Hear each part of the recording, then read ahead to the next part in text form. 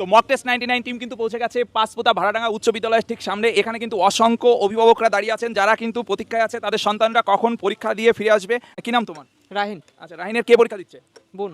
বোন কোন স্কুলে পড়াশোনা করেছে? বেড়ে। আচ্ছা, বেড়ি। আচ্ছা, ও কি সায়েন্স, আর্টস না কমার্সে? সায়েন্স।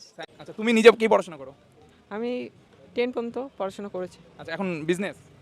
হ্যাঁ, এখন বাইরে থাকি। আচ্ছা আচ্ছা। তো এখানে মেবি কাকিমাও রয়েছে, আমরা একটু কাকিমার সাথে কথা বলি। কাকিমা নমস্কার। নমস্কার। কেমন আছেন? ভালো আছি, আপনার কেমন? এই আছি আপনাদের আশীর্বাদে। আর কে পরীক্ষা দিচ্ছে? আমার মেয়ে দিচ্ছে। আচ্ছা, ও কোন স্কুলের ছাত্রী? ও বেড়ি স্কুলের ছাত্রী। বেড়ি। তো বোনকে নিয়ে স্বপ্ন কি? ইচ্ছা তো আছে, ও যতদূর পড়াবে আমি পড়াবো, যত কষ্টই হোক। আচ্ছা মেয়ে যেন নিজের পায়ে দাঁড়ায়, এটুকুনি আমার স্বপ্ন আছে। আচ্ছা। আর এখন তো সাধারণত কন্যাশ্রী বা আদার্স অন্যান্য অনেক প্রকল্প রয়েছে মেয়েদের পড়াশোনার জন্য, এইগুলো কতটা সাপোর্ট করে? অনেকটাই করে, তাই না? গরিব মানুষ অনেকটাই বাঁচে।